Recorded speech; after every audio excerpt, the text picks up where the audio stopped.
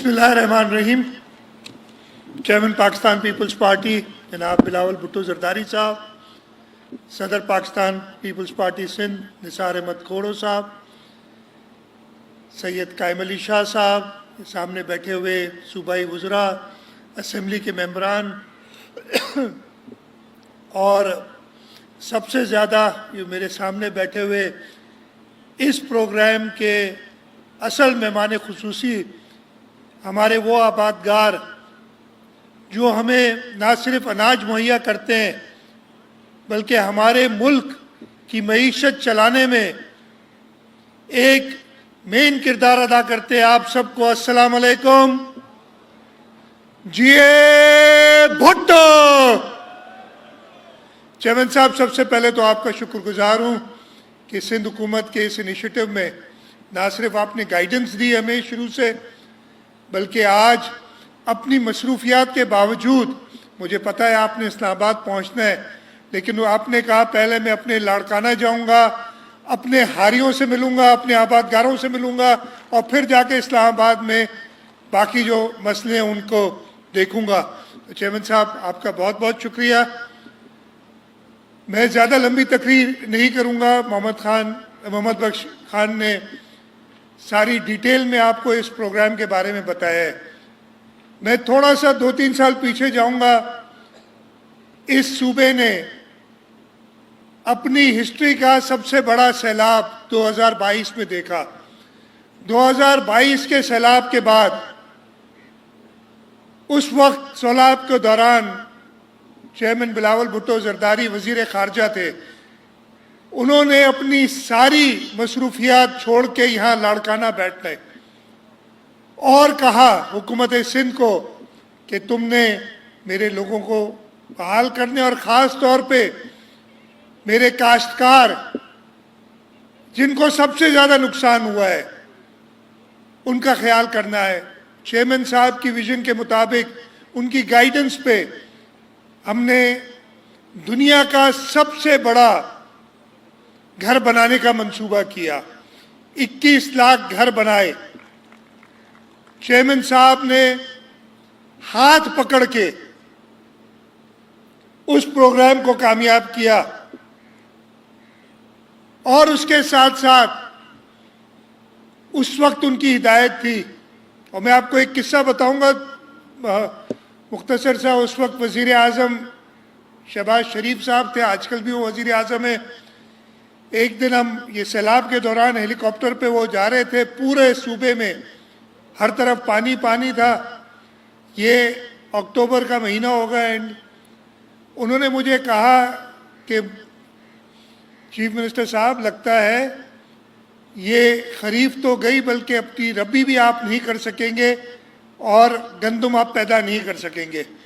मैंने उन्हें जवाब दिया था और मुझे अच्छी तरह याद है कि आप सिंध के लोगों को और सिंध के काश्तकारों को नहीं जानते। वो इंशाअल्लाह ताला हुकूमत अपनी पूरी कोशिश करेगी कि पानी हम निकाल सकें टाइमली, और वो गंदम की फसल ज़रूर करेंगे। और उस साल भी हुकूमत ने, आपको याद होगा, गंदम के बीज के लिए 5,000 रुपये फी एकड़ दिए ताकि हम वीट प्रोवाइड करें। पानी निकालने का तरीका किया, हमने इंश्योर किया कि हमारा इरिगेशन नेटवर्क बहाल हो। और आप काश्तकारों ने सिंध की हिस्ट्री में सबसे बड़ी गंदम की पैदाइश उन सैलाब के बाद की। ये आप लोगों की मेहनत थी कि हम सिंध में सरप्लस हो गए, गंदम में, पाकिस्तान में सरप्लस हो गए। और अगले साल हुकूमत की अपनी कमज़ोरी, और मैं खुद भी अपने आप को उसमें इल्ज़ाम देता हूँ कि अपनी कमज़ोरियों की वजह से बग़ैर किसी ऑल्टरनेट को, बग़ैर किसी और सल्यूशन को देखते हुए हमने कहा कि जी हम रिज़र्व प्राइस भी नहीं देंगे। हमने गंदम की 4,000 दी थी 2022 के क्रॉप, 22-23 के क्रॉप में। हमने कहा हम रिज़र्व प्राइस भी नहीं देंगे, मिनिमम प्राइस नहीं देंगे, हम गंदम खरीदेंगे भी नहीं। और क्या हुआ इस गलती की वजह से कि आज हम कई बार गंदम में इंपोर्ट करनी पड़ी। यानी अपने काश्तकार को हुकूमत ने पैसे नहीं दिए, बाहर से जो काश्तकार थे उनको वो फायदा दिया और गंदम इंपोर्ट की। और इस साल चेयरमैन साहब ने कहा कि नहीं, मैं बिल्कुल नहीं मानूंगा, मेरे ऊपर ये जिम्मेदारी डाली कि वफाक से, IMF से जिसने बंदिश लगाई थी कि आप सपोर्ट प्राइस नहीं दे सकते, उनसे बात की और बड़ी मुश्किल से हमने 4000 की डिमांड की थी, लेकिन ना सिर्फ इस चीज़ पे एग्री कराया कि 3500 रुपये मिनिमम प्राइस होगी, ये भी एग्री कराया कि हम 8 लाख से 12 लाख टन गंदम हुकूमत सिंध खरीदेगी अपने काश्तकारों से, ताकि वो पक्का हो कि उनको कम से कम 3500 रुपये मिले। और ये काफ़ी नहीं था। चेयरमैन साहब ने कहा कि मैंने अपने गंदम के काश्तकारों के लिए, और ये उनका विजन इसलिए कि उन्हें पता है कि अगर इस मुल्क को खुशहाल करना है, इस मुल्क को आगे बढ़ाना है, तो हमारा एक ज़रूरी मुल्क है, एग्रीकल्चरल इकॉनमी है, उसको हमने सबसे पहले संभाला देना होगा। उन्होंने कहा कि आप एक स्कीम बनाएं, हुकूमत सिंध को हिदायत की और उसी स्कीम का आज इफ्तिताह कर रहे हैं, जिसमें तकरीबन 56 अरब रुपए कैश ट्रांसफर दिए जाएंगे काश्तकारों को, ताकि वो पहले जो उनकी पहुंच से बाहर निकल गई थी, ख़ास तौर पे छोटे काश्तकारों के लिए। तो हमने कहा कि जी 25 एकड़ तक के जो काश्तकार हैं उनको फी एकड़ 1 बोरी DAP और 2 बोरी यूरिया, और DAP के पैसे मिलने शुरू हो गए हैं। आपको अभी बताया था, हम 3 दिनों में 8 अरब रुपए सिंध बैंक, और इसमें मैं सिंध बैंक वालों का भी शुक्रगुजार हूँ, उन्होंने जिस तरीके से मेहनत की है, और बाकी बैंकों के ज़रिए ऑलरेडी दे चुके हैं। मज़ीद तफसीलात आपको चेयरमैन साहब भी बताएंगे।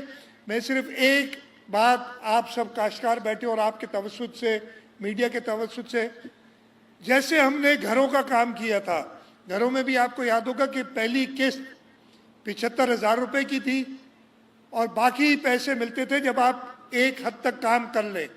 इसमें भी एग्रीकल्चर डिपार्टमेंट, रेवेन्यू डिपार्टमेंट ये इंश्योर करेगा कि ये पैसे जो आपको मिल रहे हैं ये DAP खरीदने के लिए हैं। आप अपनी रसीदें संभाल के रखिएगा, जो आप DAP खरीदेंगे एग्रीकल्चर डिपार्टमेंट के लोग उन डीलर्स के पास मौजूद होंगे, फिर आपकी साइट विजिट करेंगे, और अगले 8,000 रुपये आपको तब मिलेंगे जब आप गंदम काश्त करें।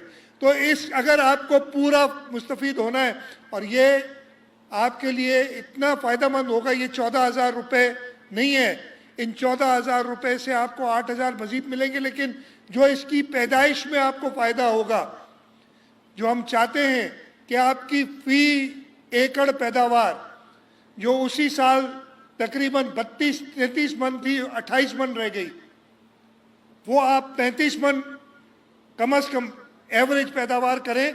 तो आप ये सोचें कि ये फ़ायदा आपको ये 24,000 रुपये का नहीं, आपको कम से कम 50,000 रुपये एकड़ का फ़ायदा होगा, ये अगर आप सही तरीके से इस स्कीम का से फ़ायदा उठाएंगे। इस साल हम ये कर रहे हैं, हमारे पास IMF की कंडीशन अभी भी मौजूद है, लेकिन हुकूमत सिंध ने एक प्रोग्राम बनाया है और इंशाल्लाह ताला इस अगले 6 महीने में हम उसको, इस साल तो आपको मिनिमम प्राइस मिलेगी, हम एक, जैसे स्टॉक एक्सचेंज होती है ना, वहाँ स्टॉक्स होते हैं, अगर नीचे गिर जाते हैं तो ट्रेडिंग बंद कर दी जाती है, कीमत बहुत ज़्यादा हो जाती है तब भी ट्रेडिंग बंद कर दी जाती है और स्टेबलाइज करते हैं। इसी तरीके से सिंध हुकूमत एक व्हीट एक्सचेंज बनाएगी, जिसमें ये हम हर तरीके से इंश्योर करें कि हमारे काश्तकारों को अपनी मेहनत का पूरा सिला मिले। और इस सिलसिले में अभी चेयरमैन साहब ने मुझे हुक्म किया है कि राइस के लिए भी आपने इसी टाइप का कोई प्रोग्राम बनाना होगा कि राइस जो आपसे ख़रीदते हैं वो आपको सही कीमत दें, इसलिए कि वो आगे एक्सपोर्ट करते हैं, खूब पैसे बनाते हैं। वो भी हम इंश्योर करेंगे इंशाल्लाह ताला, एक एग्रीकल्चर प्रोडक्ट्स की एक्सचेंज बना के हारी को, काश्तकार को अपनी मेहनत का पूरा सिला मिले। मैं ज़्यादा वक्त नहीं लूँगा, मुझे पता है चेयरमैन साहब ने इस इवेंट के बाद सीधा इस्लामाबाद जाना है। मैं उनका एक बार फिर शुक्रगुजार हूँ और इधर जो मेरे सामने मेरे हारी बैठे उनसे यही कहूँगा कि इस प्रोग्राम से आप मुस्तफ़ीद हों, आप खुशहाल होंगे तो मुल्क खुशहाल होगा। और यही हम सबको समझाते हैं कि जब तक हम अपने हारी का ख्याल नहीं रखेंगे, जब तक हम अपने काश्तकार का ख्याल नहीं रखेंगे, ये मुल्क तरक्की नहीं कर सकता। और सिंध हुकूमत ने इसमें सबसे आगे कदम रखा और इंशाअल्लाह ताला हम हमेशा चेयरमैन साहब की क़यादत में शहीद जुल्फ़िकार अली भुट्टो और शहीद मोहतरमा बेनज़ीर भुट्टो के विजन के मुताबिक हम काश्तकारों के साथ हमेशा खड़े रहेंगे। इसलिए हमें पता है कि आपकी खुशहाली मुल्क की खुशहाली है और आपको तकलीफ आई तो मुल्क कभी तरक्की नहीं कर सकेगा। मैं आप सबका बहुत बहुत शुक्रगुजार हूँ यहाँ आने के लिए और इंशाअल्लाह ताला इस प्रोग्राम की कामयाबी के लिए सिंध हुकूमत ने जो भी इक़दाम उठाने हुए वो इक़दाम उठाएगी। आप सबका बहुत बहुत शुक्रिया।